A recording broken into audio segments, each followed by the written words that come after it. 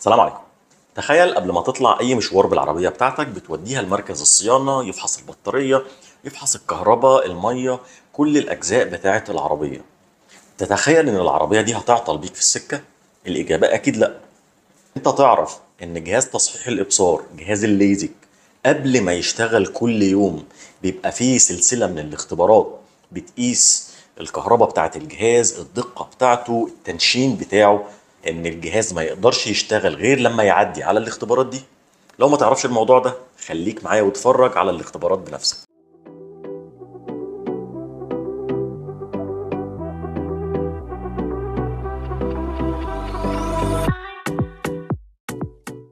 ايوه، جهاز التصحيح مش بنصحى الصبح نقول بسم الله الرحمن الرحيم ندور المفتاح بتاعه ويشتغل.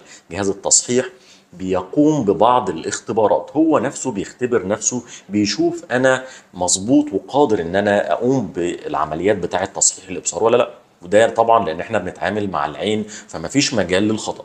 والاجهزه بتقيس 3 حاجات. اول حاجه الكهرباء بتاعتنا لازم تكون مظبوطه.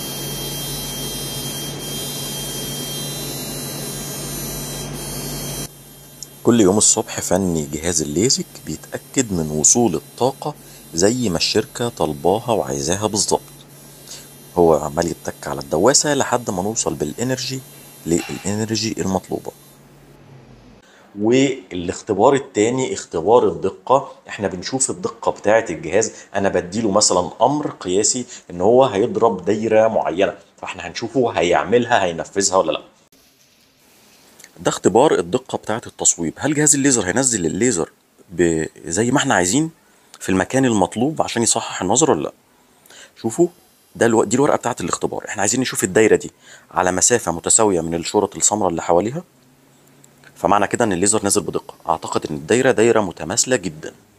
ودي ورقة الاختبار. على فكرة ورقة الاختبار دي غالية جدا.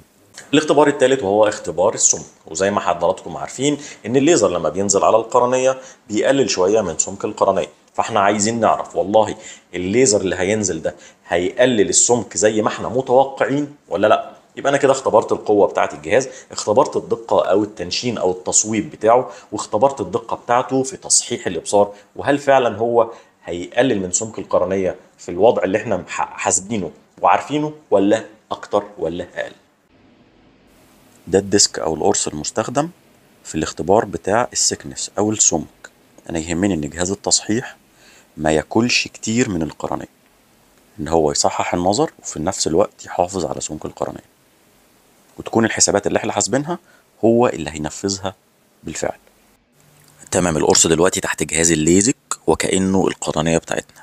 الجهاز هيعمل ايه؟ هيضرب عليه شحنة من الليزر، وبعد كده هنقيس السمك بتاع القرص ده. لازم يكون القياس بتاع السمك لما نيجي نعاير يكون نفس القياس المطلوب. معنى كده ان الجهاز دقيق وما قللش من سمك القرنية اكتر من المطلوب، وان الحسابات بتاعتنا هتكون دقيقة. كل الاختبارات المعيارية دي مكلفة جدا، والادوات والديسكات والاقراص المستخدمة دي بتستخدم مرة واحدة. بنعمل كل ده ليه؟ عشان نضمن افضل دقة ليكم.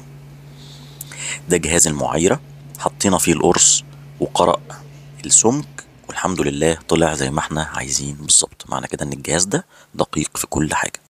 دي كانت الاختبارات بتاعتنا. عايزين نوضح ان لو في اي مشكلة طبعا هنكلم المهندس، هنلغي العمليات. يبقى معنى كده احنا مش هنشتغل غير لما يكون مهيأ لنا كل ظروف النجاح بتاعة العملية. الحاجة التانية ان مش كل الاجهزة فيها نفس الدقة بتاع الجهاز ده ولا الاختبارات دي، وان احنا لازم ننتقي من الاول افضل حاجة، لان دي عينينا ما نسترخصش. لان الاسترخاص هيكون في الحاجات دي، مش هيكون في جهاز ما فيهوش نفس الدقة ولا نفس الاختبارات دي. ممكن ما يكونش اصلا فيه اي اختبارات. كان معكم دكتور محمد جود، اتمنى اشوفكم فيديوهات تانية كتير. مع السلامة.